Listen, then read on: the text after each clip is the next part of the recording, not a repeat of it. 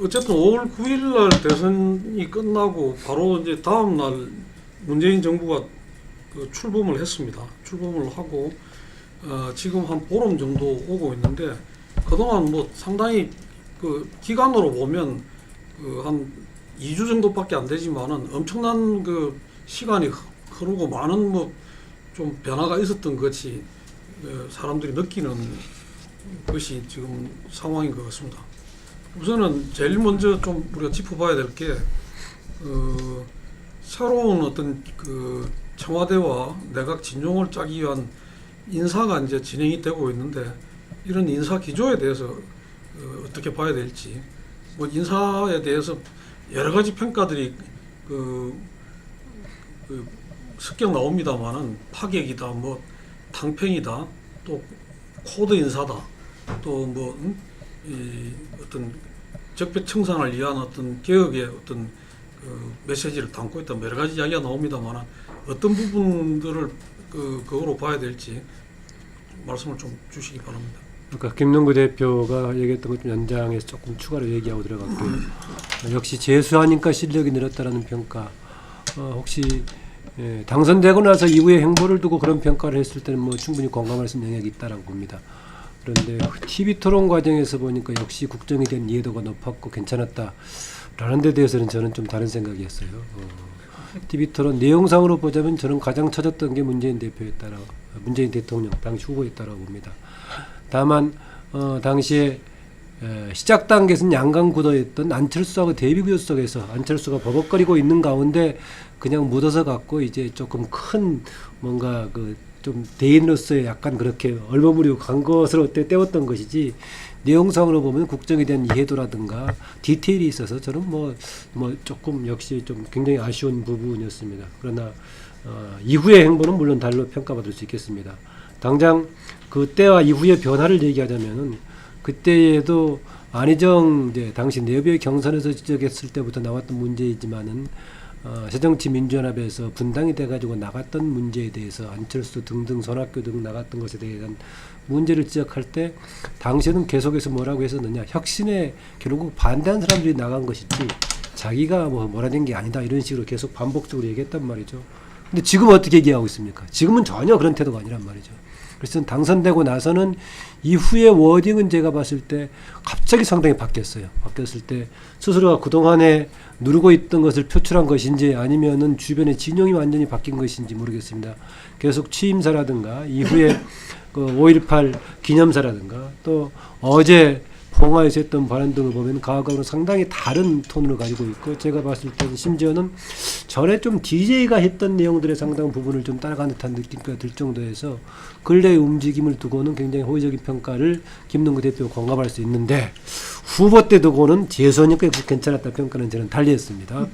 그리고 최근 인사 과정 관련해서는 더 자세하게 나오겠지만 되게 처음에 인사했을 때 긍정적으로 평가받기가 좀 쉽지 않을 겁니다. 그런데 문재인 새 대통령 긍정적으로 충분히 평가받을 만하다. 사람들이 부정적으로 평가하려면 두 가지 점 뒀을 때 부정적으로 평가할 겁니다. 하나는 늘 예상됐다시피 한때는 패권이라고 지적이 되기도 했고 노무현 정부 시기는 코드 인사라고 지적했다시피 주변에서 강경 이른바 친문 또는 친노 인사로 인식되는 사람들이 바로 정부의 중요한 직책에 포진된다면 바로 시작부터 손가락을 받게 돼 있었을 거다라는 거죠. 또 하나 저 사람이 어떻게 저런 자리에서 직무를 수행할 수 있지? 좀 적절하지 않은 사람이 갑자기 등용된다든가 이 두 가지 사례가 나와야 되는데 현재로서는 그 두 가지에 대한 손가락을 받을 정도의 문제가 드러나지 않고 있어가지고 인사에 있어서는 아주 현재까지는 호의적인 평가를 좀 받고 있다라고 봅니다. 물론 지금까지 이제 지명된 사람들 중에서도 내정된 사람들 중에서도 제가 봤을 때 한두 사람의 경우에는 청문회 과정에 충분히 논란의 소지가 있어 보이긴 합니다만은 대체로 봤을 때 혹시 문재인 새 대통령이 가지고 있었던 인사에 대해서 부정적인 요소가 될 만한 두 요소가 현재까지는 보이지 않았다라는 생각을 좀 합니다. 그런데 그 말씀 하시니까 제가 거기에 대해서 한 번 더 짚자면은 저는 이래 봅니다. 그 인사 문제에 있어서도 지금 상당히 탕평책 뭐 이런 부분들을 이렇게 잘하고 있다. 뭐 이 진영 논리에 얽매이지 않고 정말 천하의 인재를 갖다가 그걸로 쓰는 거 아니냐 뭐 이런 이야기들을 하고 있는데 저는 문재인 지금 대통령에 대한 어떤 정치인 문재인으로서의 평가가 좀 이렇게 바뀌게 되는 그 계기가 아마 이 크게 보면 지난 총선 때인 것 같아요. 이 2016년 총선 때. 그 전만 하더라도 정말 이 리더십이라든지 여러 가지 문제에 뺄셈 정치만 한다는 등 문제 제기 속에서 이 반대하는 진영이 비판하는 진영과 함께하지 못하고 어쨌든 그 부분이 탈당해서 분당을 했잖아요. 그러고 나서 김종인 비대위 대표로 갖다가 임명하면서부터 그때 상당히 사람들이 놀랬죠. 예를 들면은 이게 문재인의 그런 어쩌면 저는 강폭 인선이었다 이렇게 보여지는데 저는 그런 부분이 지금까지 연장선상에 있지 않나 이런 생각이 들고요. 그리고 이 대선 캠페인에도 보면은 저희가 역대 직선제 이한 13대 대선부터 쭉 이렇게 살펴보기도 하고 했더랬는데 저는 이번에 문재인의 캠페인 이 짧은 대선 기간 중에서라도 이렇게 정책면이라든지 뭐 이런 이 정책 제시라든지 이런 면에서 이렇게 상당히 이 진일보된 어떤 모습을 보여줬다. 일일 정책이라든지 그리고 제가 아까도 이야기했지만 지난 2012년 대선과 비교하면 갈목상대한 그런 모습을 갖다가 보여주고 어떤 자기 선대본 내에서도 정책 중심으로 한 여러 보수 인사도 망라한 그러한 이 캠프 속에서 움직였다. 그리고 본인 같은 경우에서도 저는 2012년 같은 경우에서는 박근혜 전 대통령 말할 것도 없지만 문재인 후보도 그 당시에는 정책에 대한 이해도가 좀 상당히 낮았다고 보는 반면에 이번에는 그때 비해서는 훨씬 높아졌고 그 부분들이 저 사람 왜 저런 소리 하나 지금 뭘 잘 분위기 파악을 못하는 거 아니야 이런 거는 거의 없었다는 이야기죠. 오히려 그런 이때 이 보수 쪽의 어떤 그런 적나라한 공격에 당황한 측면들은 있었지만 그런 점에서 하여튼 이 4년간을 갖다가 5년간을 더욱더 준비해온 어떤 후보의 면목을 보여줬다. 그리고 저는 그것이 지금 개통되고 나서 인사에도 반영돼서 자기가 한번 겪어봤다는 거죠. 이게 경험을 해보고 그 결과에 대해서 어떤 확신 속에서 저는 지금 탕평과 파격 이런 인사를 하지 않나. 그리고 이번 인사 과정에서도 저는 양정철 비서관이 어떤 본인이 공격을 맞지 않겠다, 뉴질랜드로 가겠다 하는 부분들이 국민들한테 상당히 울림이 있었다 봅니다.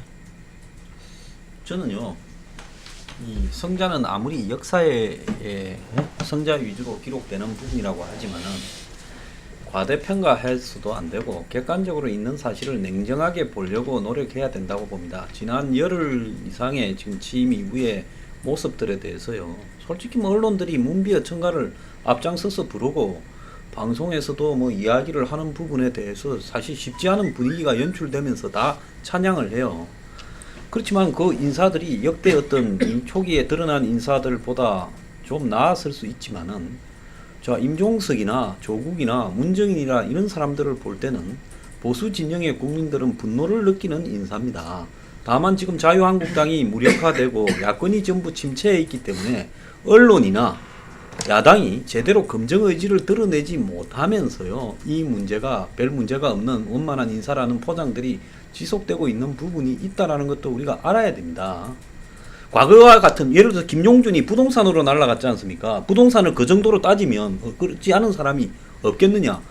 그 김종훈이라고 미국에 벨사에 데리고 왔던 그때 미래창조과학부 장관 강남에 무슨 자기 건물에 술집했다, 미국에서 룸살롱 다녔다라는 이런 이야기로 또 날아갔습니다.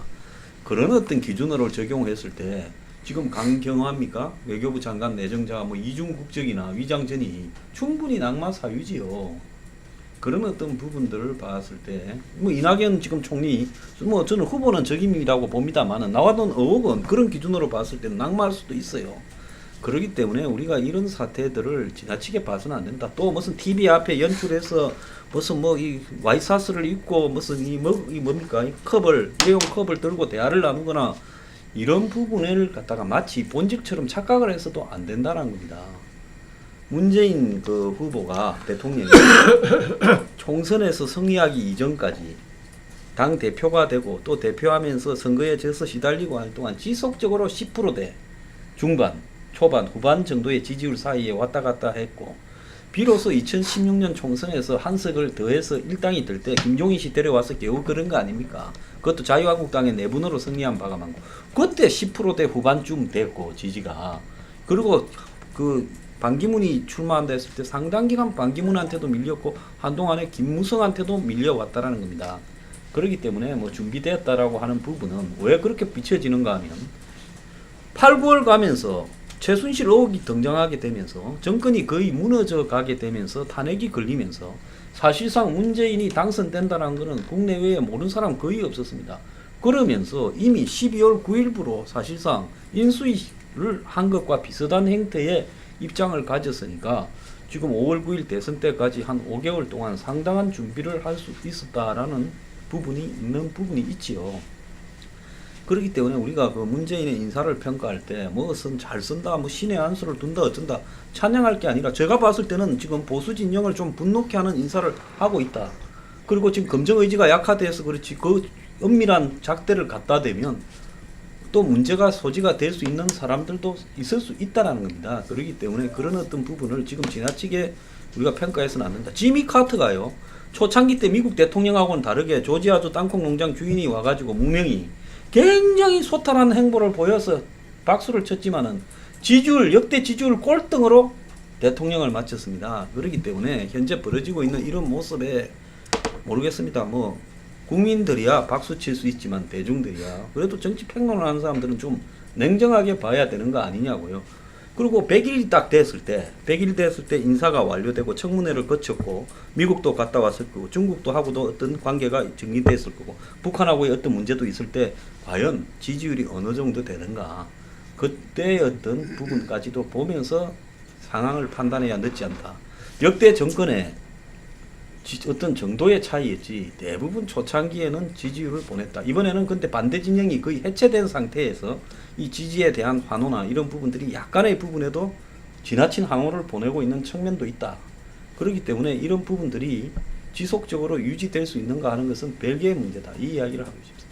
대통령 후보 문재인하고 이제 대통령 문재인은 좀 다른 평가를 받고 있는 것 같아요. 사실 이제 후보 시절에는 이제 문재인 후보를 찍었다 하더라도 상당히 좀 불만족스러워하거나 좀 고개를 갸우뚱거리면서 찍었던, 그러니까 마음은 썩 들지 않지만은 뭐 정권 교체를 위해 가지고 이제 찍은 그런 측면이 제법 이제 있었던 거로 파악이 되는데. 사실은 이제 후보 시절에 봤던 문재인 후보였던 모습은 좀 일단 촛불 전국의 흐름 속에서 이제 가기는 가는데 그 수혜자로서 가긴 가는데 뭔가 좀 이제 석연치 않은 구석을 많이 남겨놨었는데 오히려 이제 대통령이 되고 나서 이제 보여주는 모습에서 상당히 이제 좀 그 지지를 넓히면서 긍정적인 평가를 많이 받고 있는 것 같아요. 아마 조금 더 그거는 결국 이제 정권 교체, 세상이 바뀌었다는 거를 실감하게 하는 그런 메시지들을 연이어서 던지면서 나오는 그런 반응이라고 생각이 이제 되는데, 그동안에 보면은 우선 이제 인사, 지금 제일 좀 인기를 모으고 있는 게 인사를 통한 거였던 것 같아요. 특히 그 상징적인 몇 개 부분에서 몇 사람에 대한 인사를 통해 가지고 이 세상이 바뀌었다는 거를 국민들이 실감하게 하는 그런 장면들이 주는 그 효과가 아마 좀 엄청나게 이제 크지 않았는가 이제 좀 생각이 이제 들고요. 그리고 이제 또 하나는 여러 가지 그 이제 개혁 드라이브를 초기에 이제 걸면서 좀 비교적 국민적인 어떤 동의 수준이 이제 높은 사안들을 잘 선택을 한 거. 그러니까 특별히 저항을 하거나 뭐 이렇게 문제 제기를 할 소지가 좀 적은 사안들을 우선 선택을 해가지고 그거를 이제 초기에 내놓은 거, 아마 이런 것들이 좀 이제 효과를 보고 있다고 생각이 되는데, 전체적으로 그런 게 좀 상당히 일단 집권 초기에 좀 안정감을 좀 주고 있다는 평가는 좀 가능할 것 같아요. 아무래도 이제 과거 국정 경험이 있다 보니까는 참여정부 시절 그 집권 초기에 겪었던 그 이제 오류, 그 시행착오, 이거를 이제 되풀이하지 않으려는 아마 그런 좀 정치적인 경험 속에서 이제 나오는 거라고 이제 생각이 이제 드는데, 근데 그 부분은 뭐 이제 아까 이제 황 소장도 얘기하셨지만 뭐 그런 부분은 이제 뭐 같은 이제 생각입니다. 그러니까는 지금까지는 비교적 좀 쉬운 방식이었어요, 사실은. 그러니까 뭐 국회를 거치는 사안들도 아니고 지시, 업무 지시 이러한 것들도 국회를 굳이 거치지 않아도 뭐 지시만으로 해결이 될 수 있는 사안들이고, 또 인사도 사실은 박근혜 정부 때 워낙 비상식적으로 했으니까 그거에 반대되는 쪽으로 하면은 또 좋은 점수를 받을 수 있는, 그래서 비교적은 좀 이제 쉬운 과정이었는데, 아마 이제 지금의 이 분위기가 이제 가라앉고, 더군다나 이 5당 체제에서 이제 국정을 끌고 가는 데 있어서 여러 가지 그 난제들, 이런 게 사실은 앞으로 이제 진짜 이제 시험대에 오른다고 할 수가 있겠죠. 황 소장 그 지적했던 부분에서 저는 그 인연적인 차원에서의 또 다른 쪽에 있는 사람들은 또 그런 문제의식을 충분히 가질 수 있다고 봅니다. 아까 말했던 임종석, 문정인, 또 다른 그 뭐 김희수 소장 등에서 제기할 수도 있다고 보는데, 대신 예전처럼 그 문제가 되지 않는 이유가요. 저는 만약에 문재인 대통령 주변에 그동안의 그 측근이라든가 정파로 알려진 사람 중에서 그런 인연적인 성향과 결부된 사람들을 여러 명 임명했다면은 여권 내부에서 일부 소리가 나오면서 증폭될 소지가 있을 겁니다. 그런데 아다시피 지금 문재인하고 아주 가까운 사람으로 분류되는 것은 조국 교수 하나 정도만 되고 있기 때문에 여권 내부, 범여권 내부에서 소리가 안 나오고 있어서 그 문제가 저는 좀 크게 쟁점이 안 되고 있다라고 보고요. 또 하나는 과연 이렇게 지금 집권 초기에 대통령의 권력으로 밀어붙이는 것이 어떤 반향이 나올 수 있을 것인가라고 봤을 때, 저는 비현실적인 것을 상상하고 있다가 갑자기 밀어붙였다면 당연히 이런저런 논란이 크겠지만은, 이전 박근혜 정부의 덕을 상당히 보고 있다. 박근혜 정부 때 상식적으로 해야 될 것을 오히려 반대로 갔던 것을 국민 누가 보게도 이거 정말 이렇게 가면 안 되는데 했던 것을 일정하게 정상화시키는 그런 측면이 있기 때문에 대통령의 지시 내지 행정 지침 차원으로 지금 몇 가지가 이제 되고 있는 것에 대해서 공적으로 공감을 느끼고 있지 않나 그렇습니다. 만약에 그런 것에 대한 뭔가 왜 이렇게 비상식적이고 비정상적인 것이 일상화되고 있는 것에 대한 문제의식이 없이 그냥 갑자기 바꾼다면 저게 부작용이 뭘까 등등을 사람들이 문제를 충분히 제기할 수 있을 것입니다. 그런데 어쨌든 간에 이전에 실패했던 박근혜 정부에 대한 워낙 크게 비상식적이었던 문제가 있었기 때문에 반사 효과도 굉장히 크게 보고 있다는 생각이 들고요. 예를 들면은 최근에 지금 가장 나중에 지시한 4대강 사업 국책 정책 감사의 경우도요. 순서로 보던 저는 기본적인 좀 정리가 안 된 상태 하는 부분이 있습니다. 정책 감사로 간다고 했을 거라면은 일단 4대강 사업에 대한 이게 잘못된 것이라든가 실패라는 것에 대한 정리가 있어야 되는데, 거기에 대한 당연히 비판 그룹들의 지적은 있지만은 정부 차원에서 그것이 실패했다고 정리가 없는데 정책 감사를 가는 이유가 명쾌하지가 않습니다. 물론 여러 가지 좀 서술하는 과정을 보면은 이것은 잘못된 정책이었고 실패한 사업이었다는 걸 전제를 하고 있는데, 그런 식의 조금 내용상으로 보면 좀 무리한 측면이 있습니다. 하나만 더 얘기하자면은 사실상 조국 교수가 임명이 됐을 때도 바로 이것이 검찰의 개혁의 신호탄이다라고 나왔었는데, 과연 청와대 민정수석이 할 수 있는 검찰의 개혁이 뭐가 있는가라고 생각해보면 또 다른 차원의 문제가 생기는데, 그런 걸 좀 구시적으로 가보면 조금 정리가 덜 된 측면은 있지만, 그럼에도 불구하고 대부분의 일들이 이전 박근혜 정부에서 너무나 비정상적이고 비상식적인 일들이 계속되어 왔던 것을 지금 정상화시키는 그런 측면이니까 보편적으로 많은 지지를 받고 있지 않나 그렇게 봅니다. 예, 뭐 여러 가지 말씀이 계셨습니다만 좀 개혁적이다 이렇게 평가받는 그 인사들이 있는 반면에 또 이제 이 피우진, 강경화, 또 이제 윤석열 그 서울중앙지검장 내정 이런 부분들은 조금은 파격이다, 뭐 이런 평가도 있는 것 같고, 또 이제 안철수 이 국민의당 그 후보하고 가까웠던 장하성 씨나 또 김강두 전 그 박근혜 그 전 후보 시절에 그 정책을 그걸 했던 분을 또 그 국정경제자문위원회인가 거기 부의장으로 내정하는 거는 조금 탕평에 뭐 그가 있는 거 아닌가 그런 것도 있는 것 같습니다. 근데 그 한편으로는 또 뭐 이렇게 아까 말씀하셨듯이 이 조국, 임종석, 문정인 이런 분들은 조금 이념적인 그게 있다 해서 이제 좀 그런 평가도 나오는 것 같은데, 어떻습니까? 파격 인사라고 하는 부분들이 앞으로 과거에 뭐 좋은 성과를 냈던 적이 별로 없는 것 같은데 이번 경우는 어떻다고 보시는지요? 피오진이라든가 강경화 외무장관 내정자 같은 경우에. 제가 아까 뭐 얘기 또 이어서 하자면은요. 저는 그 파격이라고 했을 경우에는 좀 등급을 띄어서 갑자기 했거나 사람들한테 알려지지 않은 사람이 갑자기 나왔거나 하는 경우인데 조금 더 그동안에 정치권 내부에서 물망에 오르지 않았던 점에서는 파격일지 모르겠지만은 그 직급 자체가 그렇게 파격적이진 않다라고 봅니다. 피오진 중령, 예비역 중령 같은 경우도 보훈처장 정도면 그 정도 경력의 사람을 임명할 수 있다. 개인의 스토리 자체가 조금 이제 특별한 스토리를 갖고 있기 때문에 오히려 주목받는 차원에서 그렇지 뭐 특별한 대단한 영정 같은 건 아닌 것 같고요.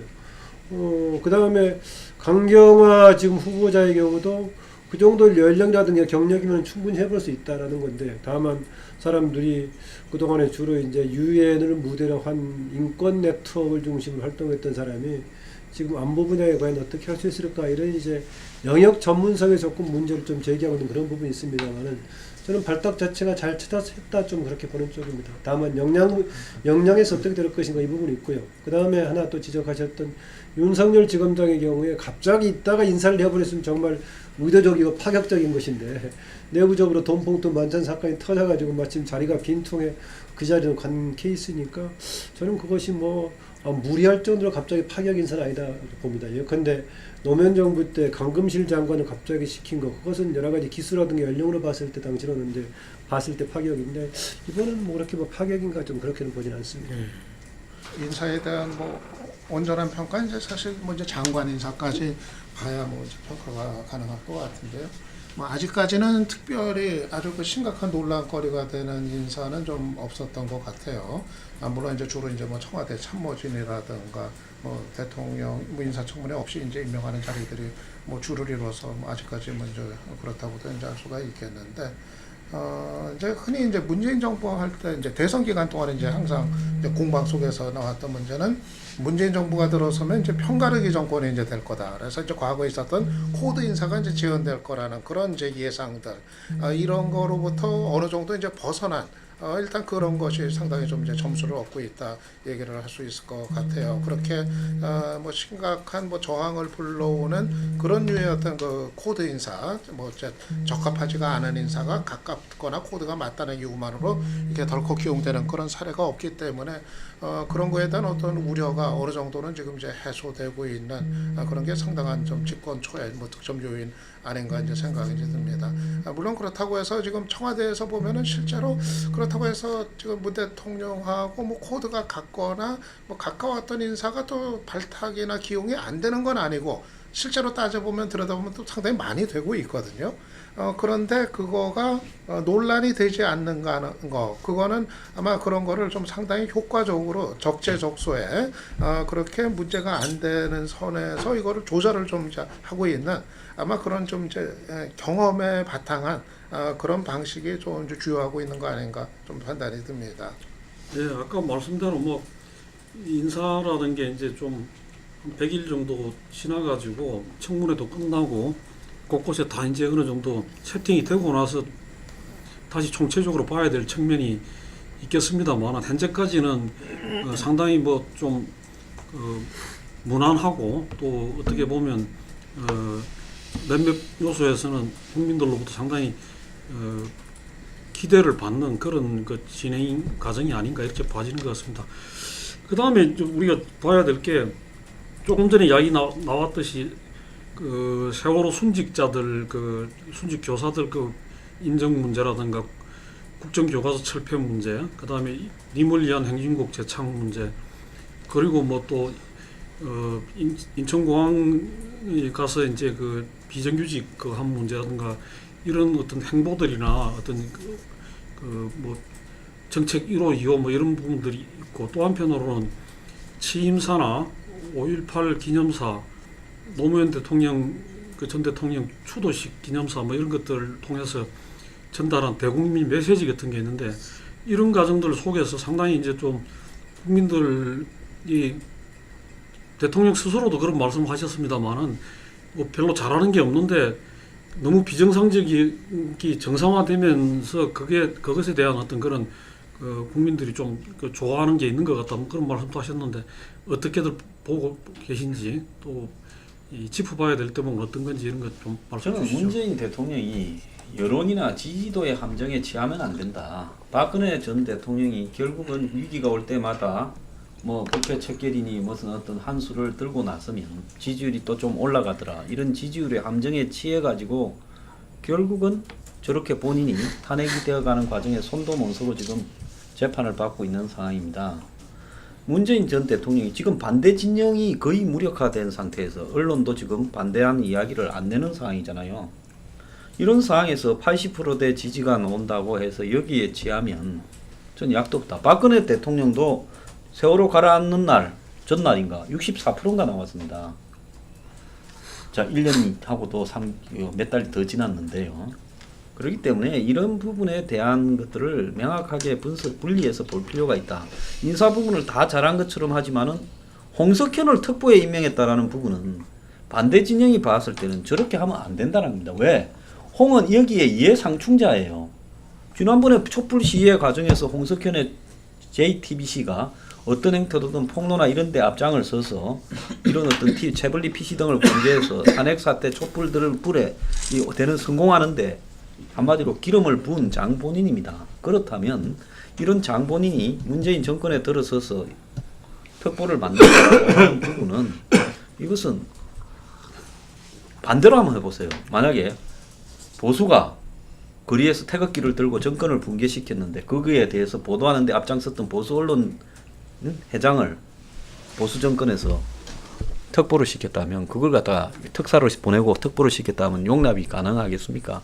그런 부분은 저는 굉장히 지금 반대 진영을 자극하는 소지가 있을 수 있다. 다만 때가 때인 만큼 말을 안 하고 있을 뿐이다라는 거고, 그 다음에 발표했던 5.18 뭐 문제라든지 세월호 또 더 나아가서 그 5.18하고 세월호하고 또 뭡니까 국정교과서 폐기 이런 문제가 다 이념적인 부분을 담고 있는데 반대 진영이 지금 무력화되어서 목소리를 안 낼 뿐인 부분이다. 그리고 비정규직 부분에 인천공항에 가서 이야기한 부분에 비정규직 문제의 본질은 정규직의 노동위원회도 수반을 해서 비정규직의 정규직화를 가야 되는 것이지, 기존의 공기업 중에서 지금 유일하다시피 하게 흑자 좀 내는 데를 팔을 비틀어서 비정규직을 정규직화 하겠다라고 하면서 그게 마치 전체적으로 가능한 것처럼 이야기하고 그 흐름을 민간이 받을 것처럼 이야기하는 것은 그건 매우 인위적인 거다. 박근혜의 창조경제만큼 인위적일 수 있다라는 이야기를 제가 하고 싶은 겁니다. 그렇기 때문에 우리가 이 집권 초반에 발표하는 내용 중에서 어떤 사람들은 굉장히 상처를 입고 있는 부분도 많이 있어요. 이런 부분들을 지금 집권했다고 해서 그런 부분들을 자꾸 전부 개혁이라고 받아들이는 것은 곤란하다. 이런 것들이 쌓이고 쌓였다가 어느 순간에 실책이 나오거나 이럴 때 순식간에 반대 여론이 될 수 있다. 이런 부분을 자각하고 있으면 좋겠다. 노무현 정권까지도 성찰을 하면서 새로운 어떤 성공한 정부가 되겠다고 한다면 반대 진영에서 그렇게 싫어하는 부분이 뭔가에 대해서 생각해야 될 건데, 어제 오늘 문정인이라는 사람은 언론에 고의적으로 인터뷰를 해서 북한에 뭘 하나를 더 줄까라는 고민을 인터뷰에서 노골적으로 쏟아내고 있습니다. 그럼 이런 부분을 바라볼 때, 야, 역시 잘못 뽑았다라는 사람들이 지금 물밑에서 생겨가면서 축적되어 가고 있지 않겠어요? 그럼 이런 부분에 대해서 통제도 하지 않고 내버려 두는 이유는 뭡니까? 저는 이렇게 하면 안 된다 봐요. 예. 뭐 그거야 그 남북 관계와 북핵 문제를 어떻게 해결할 것이냐에 대한 어떤 뭐 근본적인 차이 아니겠어요? 근데 저는 지금 그 문재인 대통령 정부의 어떤 여러 가지 인사라든지 그리고 뭐 업무 지시 1호, 2호, 3호, 4호 뭐 이런 부분들이 굉장히 국민적인 환호를 받고 있는데, 그 문재인 후보 시절에 가장 우려했던 게 친문 패권주의에 대한 이야기가 많았어요. 예. 그리고 그것은 당시에 상대 당뿐만 아니라 같은 당에 있는 사람들도 당 대표 시절에 어찌 말하면은 그 친문 중심으로 당을 운영했다.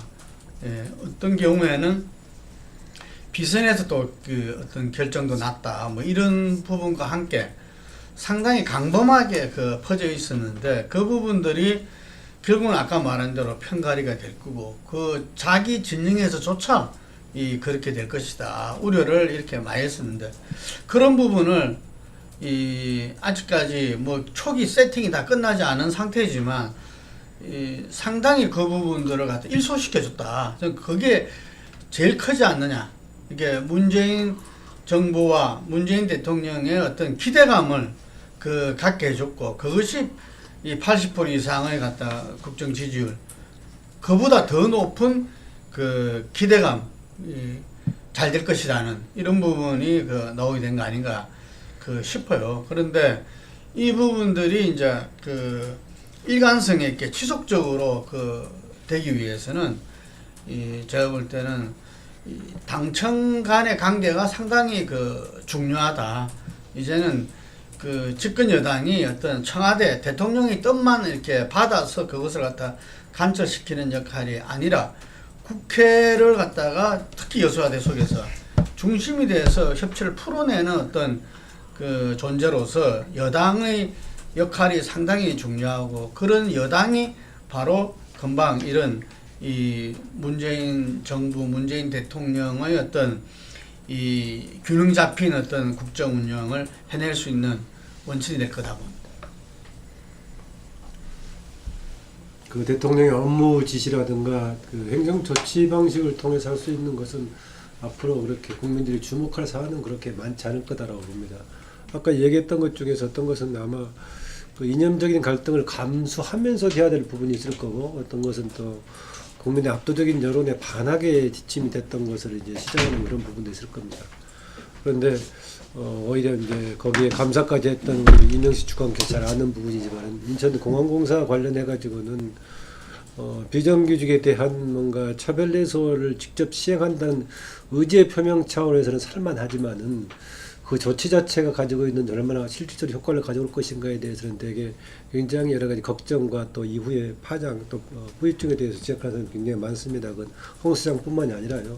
그 자체도 과연 공항공사가 어떻게 감당할 수 있을 것인가, 또 실제로 이제 차별 없이 할 수 있을 것인가, 또 그랬을 때 공공부문이라든가 공기업 부분이 과연 그 운영이 어떻게 될 것인가 여러 가지 문제를 고려해야 되는데 일단 대통령의 의지 표명 정도는 살만하지만은 구체적인 정책 집행을 반복해서 그런 쪽으로 하기는 어려울 거다라고 봅니다.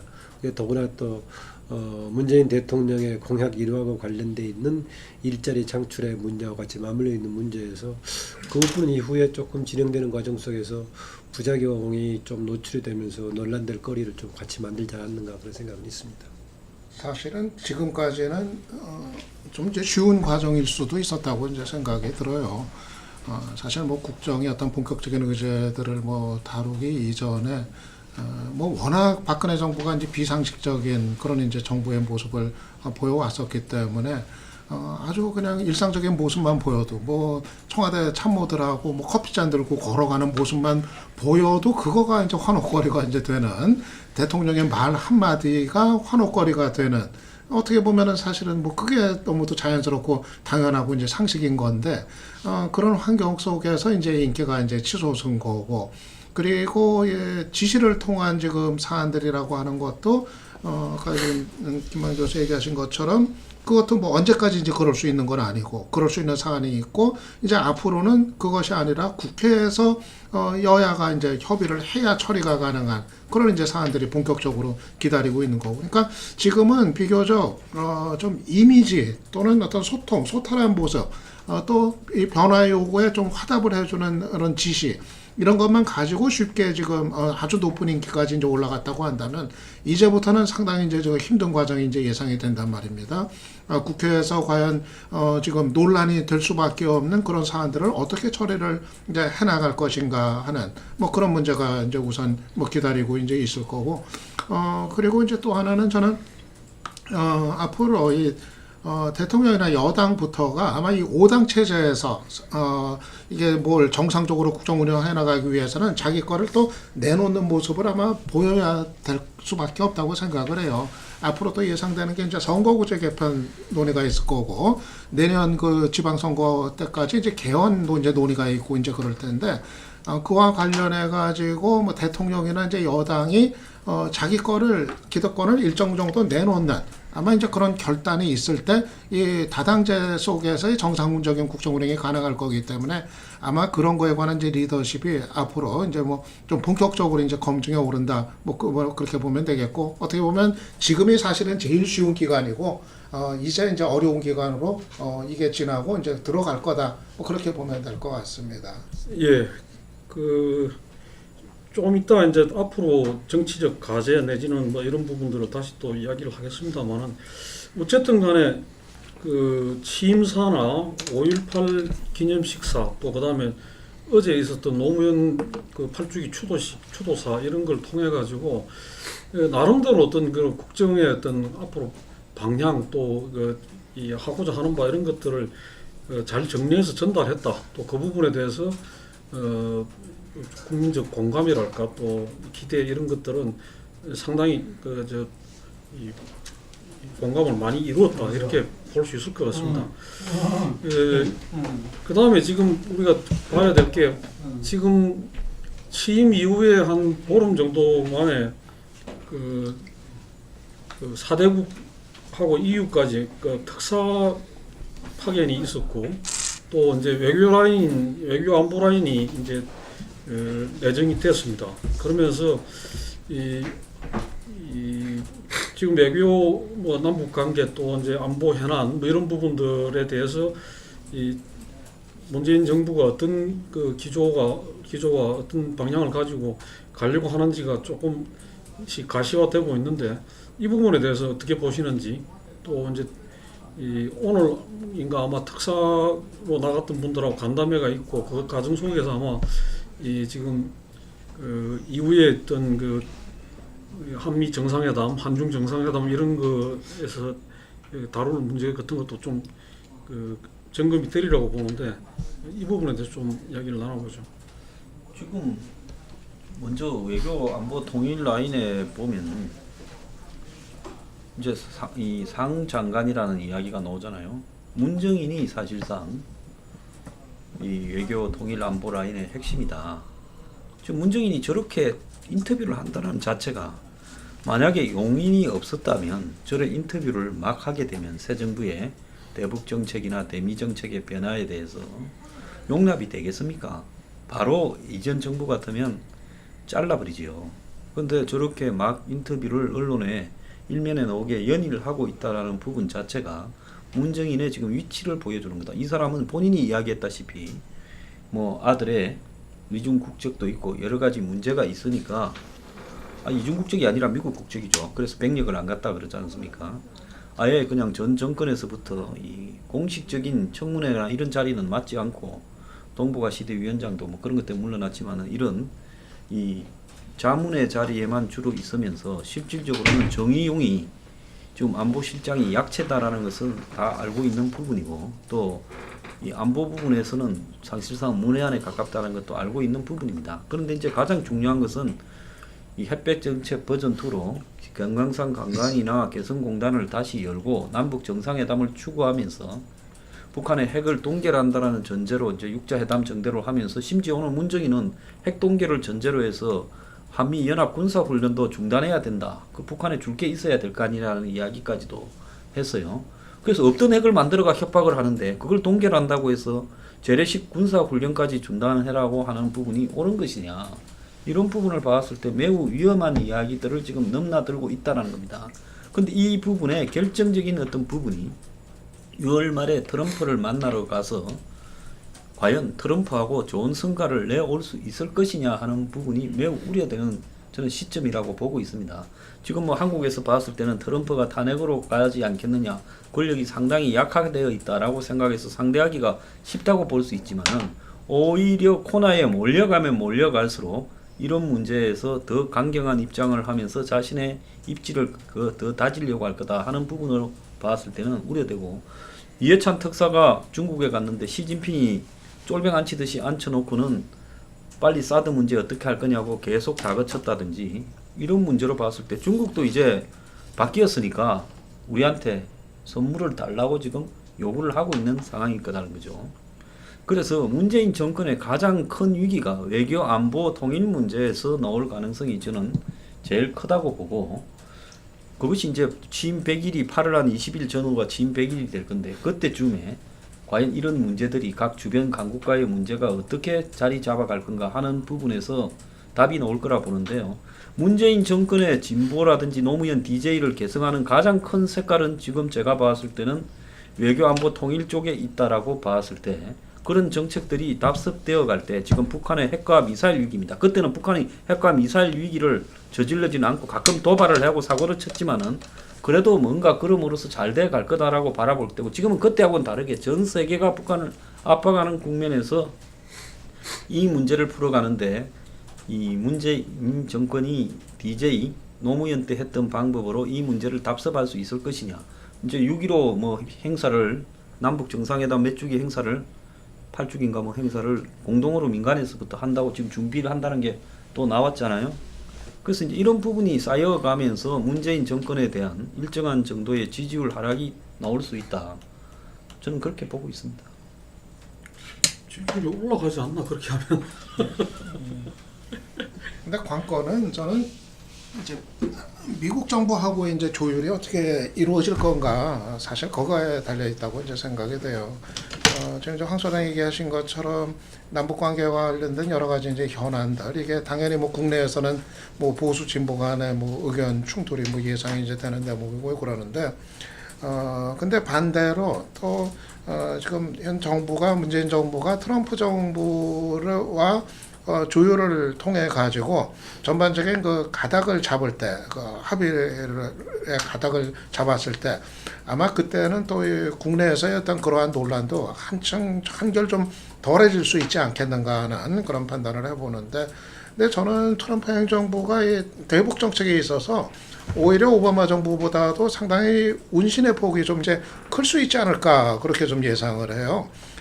기본적으로 트럼프 행정부의 그 스타일 자체가 어떤 하나의 정해진 그 길로만 이제 가는 게 아니라, 때로는 어떤 그 파격적인 그런 선택을 하는 경우들이 왕왕 있고, 그래서 아마 저는 트럼프 스타일이라고 한다면은 이 북한 문제, 그야말로 뭐 어떤 그 단판을 짓는 식의 어떤 접근법 같은 거, 이런 것도 뭐 충분히 가능하지 않겠나 생각이 들고, 그래서 아마 그 문재인 정부가 적극적인 설득이나 조율을 위한 적극적인 설득이나 우리 쪽이 원하는 방향으로 좀 가고자 하는 거를 적극적으로 한다고 한다면은, 저는 뭐 충분히 한미 간의 조율이 이렇게 큰 무리 없이 이루어질 가능성도 이제 크지 않겠는가, 이렇게 보고, 그렇게 보면 전체적으로 저는 지금 당사자들, 그러니까 북한도 대화를 통해서 빨리 해결하기를 지금 원하고 있고, 그리고 트럼프 정부도 역시 대화를 통해서 해결하기를 원하는 쪽으로 분명하게 지금 입장이 나오고 있고, 지금 우리 정부 그렇고, 그런다고 했을 때 전반적인 흐름 자체가 결국은 풀리는 쪽으로 가는데 큰 무리가 없지 않을까. 그리고 국내에서의 어떤 논란도 그렇게 뭐 예상만큼 크지 않을 수 있다 하는 좀 이제 그런 전망을 좀 해봅니다.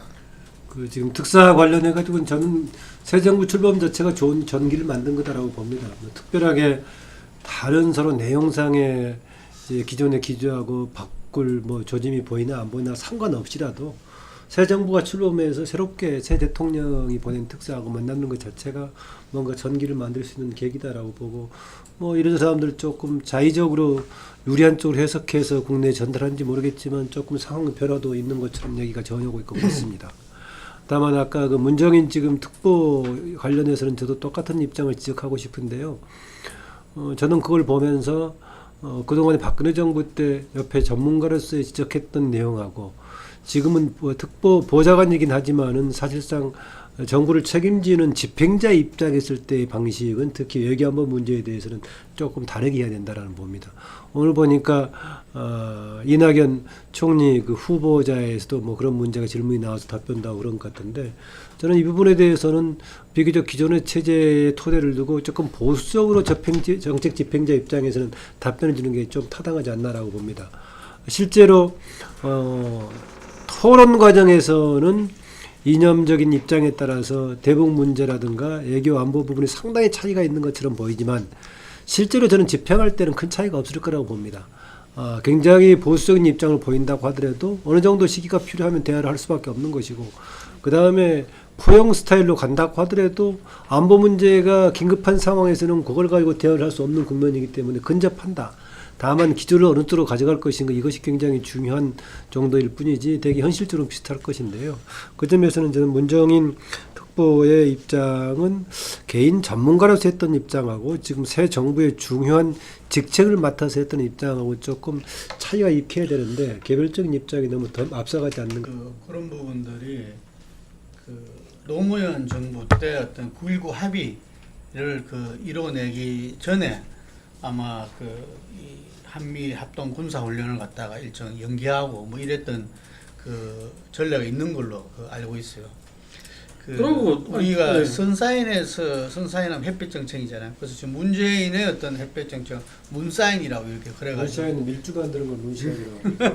그래가지고 이게 좀 은은해졌다 이러는데 아마 이게 나름대로는 햇볕 정책에 좀 현실주의를 가미한 거 아니냐 이런 이야기도 나오는데 어쨌든 전체적인 틀은 좀 이렇게 남북 관계에서 어떤 대립과 군사적인 부분보다는 좀 대화의 방향으로 갈 가능성이 크다 이렇게 보여집니다. 그리고 그 부분들이 좀 드러난 게 트럼프와 시진핑의 어떤 정상회담 속에서 어떤 이 트럼프의 어떤 제재 그리고 압박 이 부분과 시진핑이 현실적으로 어떤 이 북한 문제, 북핵 관계를 푸는 데 있어 가지고 어떤 압박과 제재만이 능사가 아니다. 뭐 이런 부분들이 상호 이렇게 이해와 양해를 가졌다는 이야기들이 있는데 그 다음부터 이렇게 되는 일련의 이야기들이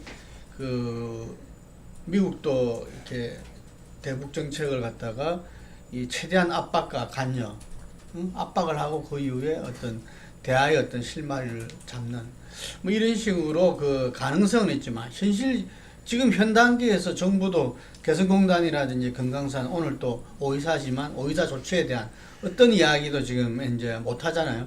그러니까 공식 입장으로는 북의 태도 변화가 있어야 대화도 가능하다.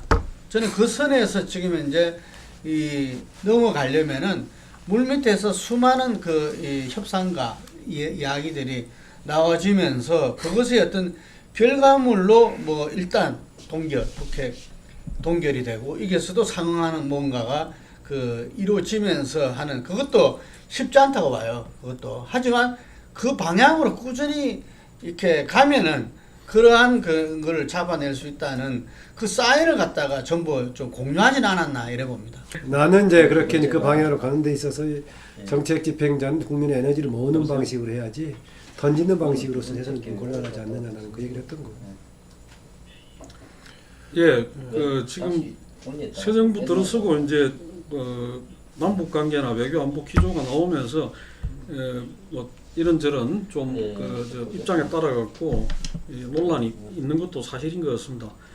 이 문제는 뭐 조금 더 봐야 될 것 같고요. 어떤 방향으로 가는지 또 앞으로 이제 이 정상회담이 진행이 될 거고 또 그 과정 속에서 어떤 윤곽이 드러나지 않겠나가 봐지고 그 다음에 이제 우리가 관심을 갖는 게 이제 경제 문제, 특히 이제 재벌개혁 관련해 가지고 문재인 후보 시절에 과연 재벌개혁을 하겠느냐 이런 데 대한 우려가 있었는데 지금 장하성 정책실장, 김상조 공정거래위원장 기용 이런 것들을 보면서 좀 이걸 재벌개혁의 시그널로 보는 시각도 있고 또 실제로는 본인들은 뭐 그렇게 함부로 패는 식으로 하지는 않겠다 이런 이야기도 하고 하는데 어떻게 봐야 될지 좀 이야기를 해보죠. 그리고 이 김동연 기재부 장관 내정자 그 부분에 대해서도 이 관료 출신이고 상당히 뭐 이렇게 좀 상징적인 어떤 그런 걸 자기 어떤 스토리를 가진 분인 것 같은데 그 부분에 대해서 좀 짚어보죠. 저는 문재인 정부가 이재용을 뇌물죄를 적용해서 사법 처리를 하면 재벌 개혁이 될 거라고 보고 이재용을 사법 처리 못 하는데 실패하면 재벌 개혁이 안 될 거라고 봅니다. 이제 이 부분에 대해서 또 이렇게 이야기를 하겠죠. 정부가 어떻게 진행되고 있는 재판에 관여할 수 있느냐. 그렇지만 이미 관여했잖아요. 공소 유지를 위해서 윤석열 그 수사팀장으로 간 특검의 공소 유지를 위해서 윤석열을 서울중앙지검장에 임명을 했다라는 부분은 결국은 어떤 형태로든 이미 관여하고 있는 부분이라고 저는 보고 있습니다. 지금 현재 돌아가는 부분을 보면 이재용에 대한 뇌물죄 적용이 쉽지 않은 국면으로 가고 있고 재판부도 그런 부분에서 부정적으로 작용하고 있다라는 이야기가 지금 많이 퍼지고 있고, 그래서 촛불 퇴진 행동이 촛불하는 저희와 진보의 촛불 퇴진 행동이 공식적으로 지난 금요일인가 인터뷰를 해서 이재용에 대한 사법 처리가 뇌물죄 처리가 반드시 돼야 된다 하고 그 자리에 백혈병 피해자들도 갔던 걸로 알고 있어요. 그런데 만약에 이재용의 뇌물죄가 적용이 안 된다면 박근혜 최순실에 대한 뇌물죄도 다 빠져버리면서요. 이제 나중에 이재용은 강요라고 이야기하고 박근혜는 강요하지 않았다고 이야기하면서 전체의 어떤 재의 흐름이 다 허지부지 되어 갈 수가 있다는 겁니다. 이것도 허지부지해 버린다면 과연 이 정권에서 재벌 개혁이 될 수 있겠는가? 과연 과거 노무현 정권이 삼성공화국이었다고 불리어졌던 그 폐에 그대로 다시 복귀할 수도 있는 거 아니냐? 저는 문재인 정권이 들었을 때 대선 과정에서 가장 우려해서 제가 공개적으로 이야기했던 부분이 삼성공화국 버전 2가 되어서는 안 된다. 노무현 대통령의 과거 측근들과 삼성이나 이런 재벌들과의 관계는 만만찮았다. 역대 다른 어떤 보수 정권보다도. 그래서 그런 부분에 확실한 차별성을 보여라라고 이야기를 했는데요. 김동연이는 그야말로 정권마다 붙어서 출세한 아주 솜씨 좋은 기술자에 불과하다고 보고 있지. 그 사람이 노무현 정권 때 비전 2030을 만들었지만은 그것이 뭐 대한민국의 경제에 별로 기여한 바는 없다고 봅니다. 다 안 됐으니까요. 말할 가치도 없는 부분이라고 보고, 장하성 교수나 김상정 교수를 갖다가 임명을 해서 계획 의지를 보이고 있는 부분은 잘 한 거다라고는 봅니다.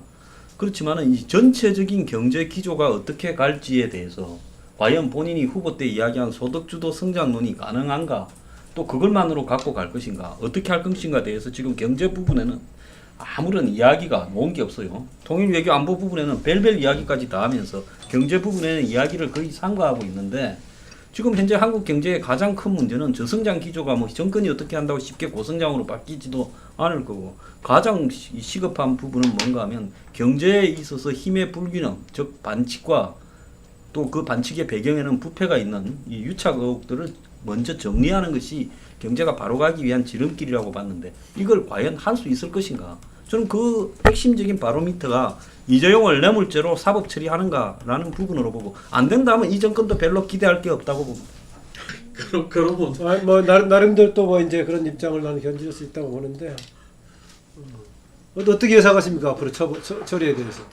글쎄요, 이 재판이라는 게 뭐 예. 1심에서 끝날 수도 있고 2, 3심으로 계속 늘어져 갈 수도 있고. 아니 밖에 촛불 집회했을 때 심정으로.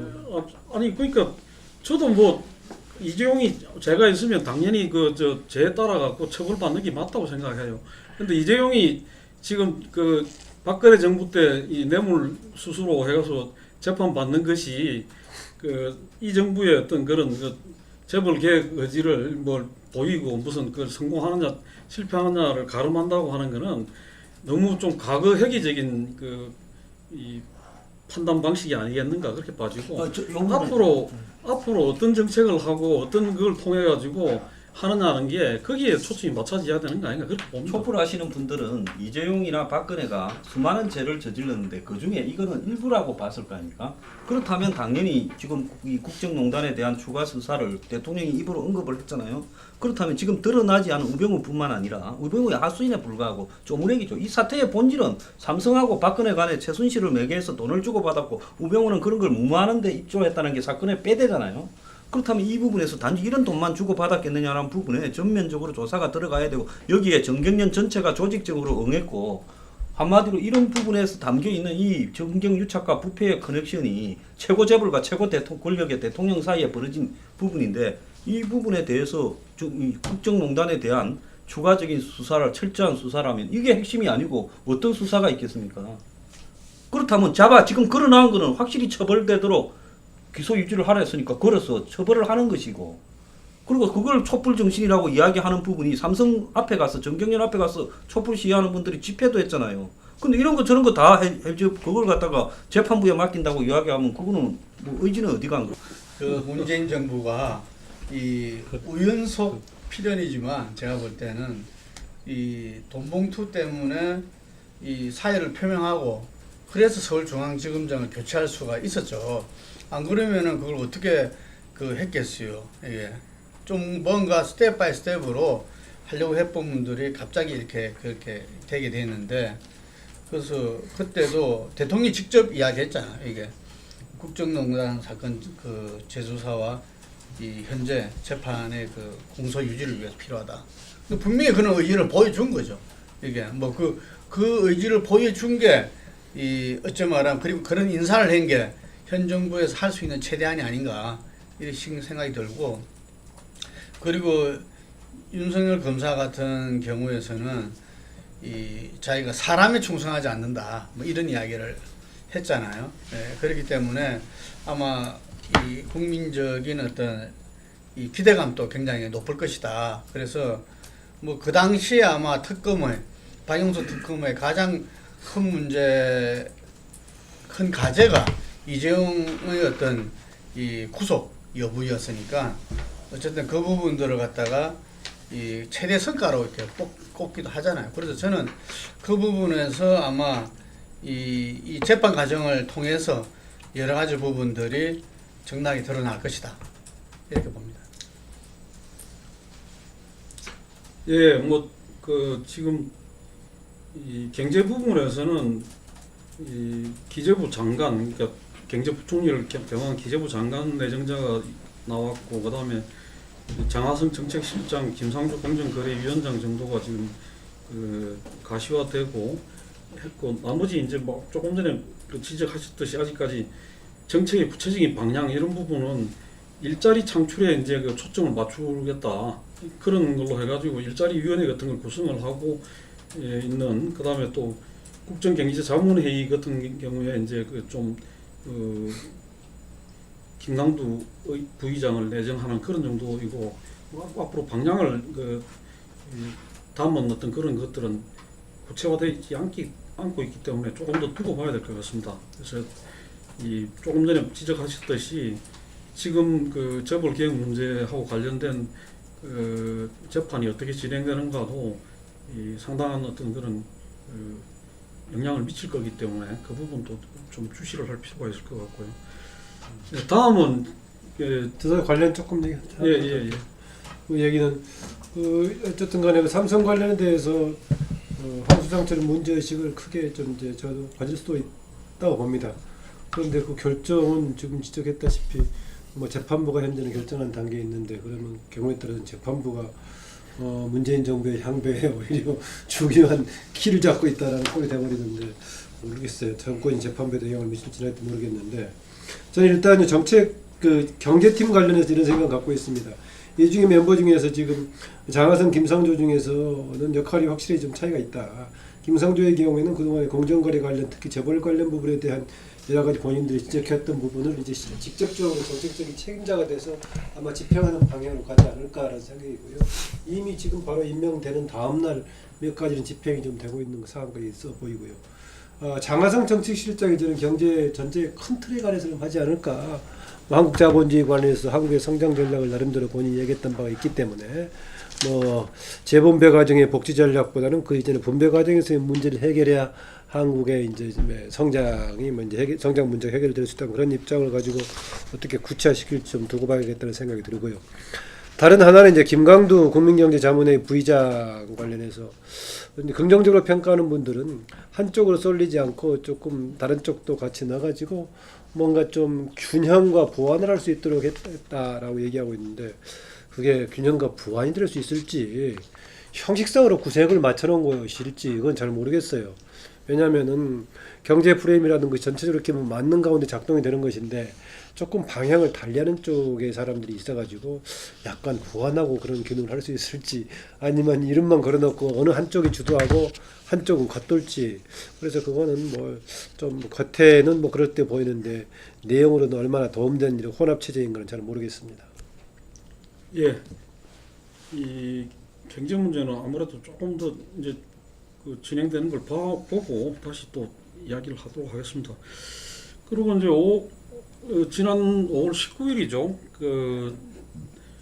이 대통령이 5당 원내대표를 불러가지고 요즘 표현을 그렇게 하면 안 되나, 모셔가지고 오찬을 나누고 거기서 이제 뭐 여러 가지 이 협치 문제 또 내년 지방선거 때 개헌 문제까지도 이야기가 나왔던 걸로 압니다. 그러면서 이제 앞으로 지금 국회에서 청문회가 진행 중인데 여야 관계가 어떻게 될지, 또 이제 개헌 논의가 어떻게 전개가 될지, 또 개헌하고 맞물려 가지고 선거구제 등 선거법 개정 문제는 또 어떻게 될지, 이런 것들이 이 정치개혁 관련한 과제로, 또 지금 당장은 또 어떻게 보면 이 문재인 정부가 집권 초기에 성과를 내려면 어쨌든 국회와의 협조 관계, 협력 관계가 중요한데, 이 부분에서 여당은 얼마나 성공적으로 국회를 끌어갈 수 있을지, 이런 부분에 대해서 좀 이야기를 나눠봤으면 좋겠습니다. 개헌 문제를 문 대통령이 직접 언급한 거는 뭐 상당히 의미가 있었다고 생각이 돼요. 사실 이제 막상 이제 대통령이 되고 나면 또 개헌 문제에 어떤 입장 취할지 또 좀 여러 가지 좀 이제 불신의 분위기도 있었는데, 직접 이제 못을 받고 내년 6월 지방선거 뭐 완전 합의가 안 되더라도 합의된 범위까지는 우선 장관 개헌을 하겠다 했으니까, 이거는 뭐 어떤 수준에서라도 장관 확인을 한다, 뭐 분명히 뭐 못을 박은 얘기가 돼서 그 점은 뭐 상당히 또 여러 가지 그 불신 뭐 이런 게 있던 거를 거둔 좀 의미가 있었다고 이제 생각이 되고요. 그래서 뭐 국회에서 이제 그 논의를 하는 거를 뭐 최대한 이제 존중을 하겠죠. 그래서 뭐 권력 구조 문제랑 그런 걸 이제 뭐 앞으로 좀 지켜볼 일이 되겠고, 아까 얘기했지만 저는 그거하고 함께 이 협치 환경 조성을 위해서는 선거구제 개편, 이게 좀 함께 이제 뭐 단행이 돼야 된다고 이제 봅니다. 물론 이건 이제 국회에서 이제 주로 하게 되는 게 되겠지만, 이거는 이제 또 문재인 정부에서도 문 대통령도 힘을 실어줄 수 있는 아마 그런 지원 역할을 충분히 할 수 있다고 생각이 되고, 지금 5개 당이 국회를 운영을 하는 지금 이제 다당제 구도인데, 뭐 이번 대선 결과와 상관없이 저는 이 다당제 구도는 계속 좀 유지가 되는 것이 우리 그 정당 정치 이제 발전적인 방향이다, 이렇게 이제 생각을 하고, 그렇게 보면은 지금 뭐 인위적인 어떤 정비 개편, 뭐 당대 당의 어떤 통합, 뭐 이런 거로 이제 가는 방식보다는 그에 맞는 선거구제 개편을 통해 가지고 지금 뭐 굳이 그렇게 하지도 않고서도 각 정당들이 생존을 도모할 수 있는 그런 이제 환경, 그리고 뭐 결선 투표제 개헌을 통해서 대선 그 결선 투표제 도입 같은 거, 이거는 뭐 문 대통령도 대선 기간에 긍정적인 입장을 밝혔고, 이낙연 그 총리 후보자도 그 서면 답변 보니까는 이거에 대해서 이제 뭐 필요하다, 이렇게 이제 뭐 한 내용도 나오고, 그러니까 아마 이것도 뭐 큰 무리 없이 합의까지도 가능하지 않겠는가 보여서요. 저는 이런 좀 제도적인 개편을 좀 굵은 선에서 좀 해내고 그거로 이 협치 환경을 좀 조성해 나가는 것이 좀 바람직하겠다 생각을 합니다.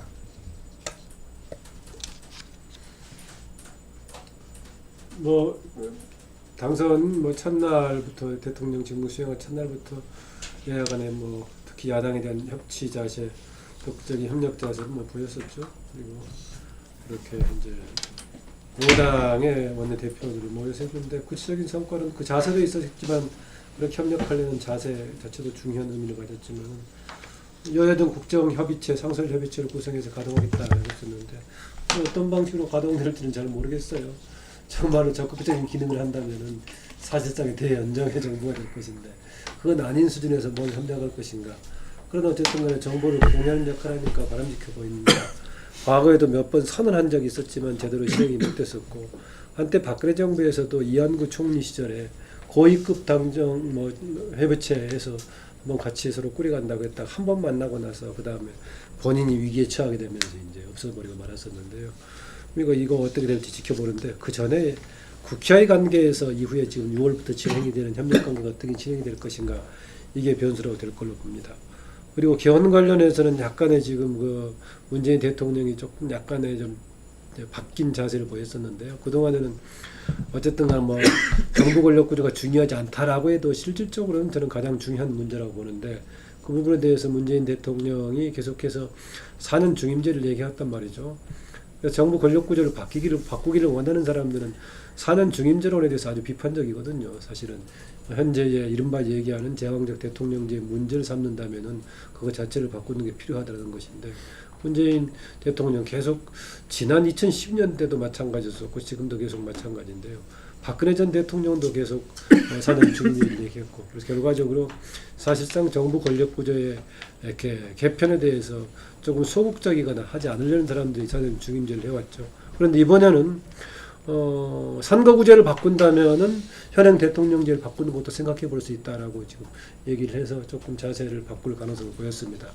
그 전에 황주홍 이제 의원 등을 비롯해서 여러 사람들이 이미 국회 개헌특위에서 잠정적인 결론이 나와 있는데 대통령도 국회에 그런 개헌특위를 중심으로 해서 나와 있는 안을 국회가 추진할 경우에는 좀 협력을 해달라라고 하면은 자기는 그럴 자세가 있다라고 해서 진행이 되는데 모르겠습니다. 우선 본인이 일단 광주에서 약속했던 헌법 전문에다 5.18 넣는 거 이런 것은 굉장히 제가 보기에 결코 간단한 문제가 아닌 것 같은데 이렇게 공약 비슷하게 던져가지고 이게 헌법 전문에 넣는 조항을 약속할 수 있는 상황인가는 모르겠는데 그게 혹시 또 이후에 추진 과정에서 또 하나의 논란과 또 혹시 더 걸림돌이 되지 않을까 좀 하여튼 뭐 어려운 문제를 던진 것 같습니다. 저는 뭐 5.18 정신 그 부분을 언급하고 또 그 다음에 곧바로 이 5당 원내대표를 청와대에서 회담을 한 부분에서 개헌 이야기가 언급된 부분은 어떤 일련의 연관성이 있는 계획하에 그리 된 부분이라고 보고 있습니다. 지금 현재 문재인 정권이 야당의 도움을 받지 않고 국정을 운영해 가는 것은 거의 불가능한 상황에서 일단은 1단계로는 바른정당을 어떤 형태로든지 흡수 통합하려고 하는 시도가 지속될 거라고 보고 있고 그거하고는 또 별개로 이렇게 이 그런저런 부분이 다 여의치 않았을 때는 개헌을 전제로 해서 야당의 협조를 끌어내는 부분을 할 거라고 보고 있습니다. 그런 부분들을 감안해서 문재인 정부의 국회 전략이 엊그제 원내대표들을 대하는 어떤 자세, 매우 전향적인 자세를 보였죠. 뭐 이 옛날처럼 권위적으로 대하지 않고 이 야당의 협조를 구하는 모습 그 자체로는 바람직한 모습이라고 보는데요. 그것은 지금 현재 의석 구조가 보여주는 매우 현실적인 인식이 있다라고 봅니다. 근데 여기서 이제 하나 중요한 부분들은요. 야당 중에서 이 국민의당 같은 경우에는 이 전체적으로 협조의 범주에 뭐 사안별 협조, 사안별 비판에서 점차적으로 끌어들일 수가 있습니다만은 국민의당을 끌어들인다 해도 160석대밖에 안 됩니다. 그럼 국회 선진화법에서 지금 현재 이 자유한국당과 바른정당을 어떻게 끌어갈 수 있는가 이 부분이 앞으로 관건인데요. 이런 문제들이 제가 봤을 때는 이 지금 보수 정당들이 처해 있는 포지션 자체가 당분간은 수세로서 이렇게 공세를 못 하겠죠. 방으로 가면서 이 문재인 정권의 문제들에 대해서 이제 어떤 계기가 생기면 공격을 하는 이런 부분으로 갈 건데 그 사람들이 가장 택하기 쉬운 방법이 이념 문제를 가지고 그렇게 갈 가능성이 높다라는 거죠. 그렇게 봤을 때 문재인 정부 초창기에 나오고 있는 제가 앞에 말한 외교통일 안보 문제 이런 것들이 사드나 또 전시작전권 등과 뒤엉키면서 전체적으로 이 보수 야당들이 보수 전선을 형성하게 될 가능성이 매우 높다라는 겁니다. 그런 어떤 맥락에서 놓고 보자면 현재 뭐 아무리 협의체를 구하고 안 구하고 하더라도 야당의 존립의 근거가 되는 그런 문제들에서는 언젠가는 선이 갈라져 버릴 수가 없다. 선이 갈라져 버릴 수밖에 없다. 이렇게 본다 그러면 이제 이런 부분들을 어떻게 뛰어넘어갈 건가 설계가 잘 필요하겠죠. 그 참여정부 시절에 이 실제로 참여정부 출범했을 때는 여소야대잖아요.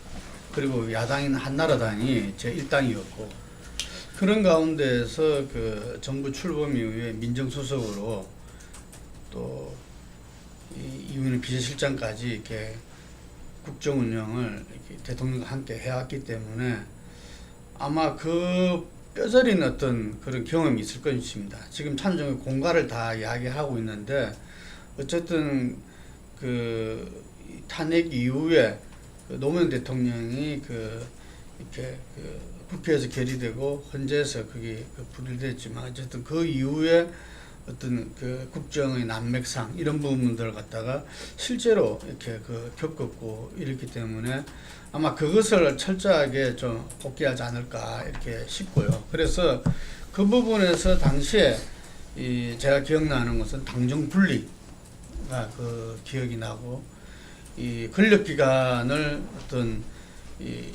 독립적인 어떤 그 조직으로서 인정하는 이런 부분들이 실제로 새로운 시대를 열어가는 어떤 참여정부가 되지 못하고 구시대의 어떤 이 막내로서 역할을 할 수밖에 없었던 잉태했던 하나의 주요 원인 중에 하나인가 이렇게 보여집니다. 그래서 협치는 필수고 연정은 선택이라 그랬는데 제가 볼 때 연정은 안 할 것 같아요. 또 특별한 상황 변화가 생기지 않는 한 그래서 탕평책으로서 인사는 할 것 같고 그래서 아랫게 보니까 국회에서 국회의장과 이 여야 원내대표가 정기적으로 월요일 날마다 이 정기 모임을 갖기로 했다는데 어쨌든 지금 이제 국회와의 청와대의 관계에서 국회 내에서 여당의 역할이 상당히 중요하다. 그래서 지금 더불어민주당 본인은 문재인 정부가 아니라 더불어민주당 정부라고 그랬잖아요. 그래서 더불어민주당의 어떤 역량 이런 부분들이 이 국정운영 능력들, 협치 능력 이런 부분들이 중요한데 실제로 지금 이제 오늘 잠깐 했던 청문회지만 총리 청문회를 봤을 때는 상당히 우려가 많이 된다. 더불어민주당이 기존의 어떤 집권 여당의 모습들을 컨셉을 그대로 갖고 있는 거 아닌가. 그랬을 때는 오히려 힘 있는 당청 관계가 또 문재인 정부의 여러 가지 개혁 과제와 통합 문제를 해결하는 데서 어쨌든 정치적으로는 여당이 더불어민주당이 중심이 돼야 되는데 그러하지 못하고 어떤 종속적인 어떤 개념의 여당으로 했을 때는 오히려 이 국회 협치가 이그러질 수 있다. 이런 우려가 들었고요. 개헌 문제에서 가지고는 대통령이 저렇게 확언을 하고 그리고 여의도에서는 국회에서는 다들 원하고 있고 일정 정도 지난 국회 개헌 특위는 분권형 대통령제 아마 그것이 이원칙 정부제로 이야기되는 것 같은데 그렇게 되게 합의를 했다는데 제가 볼 때는 현재 문재인 대통령이 이야기했던 4년 중임 대통령제도 대통령을 이렇게 권한을 분권화 시킨다면은 절충은 얼마든지 있을 수 있다고 보는데 정말 내년 지방선거 때 개헌이 되려면은 그 과정에 정치권의 어떤 합의뿐만 아니라 국민적 동의를 얻어나가는 과정 이게 상당히 중요하지 않나 보여집니다. 예.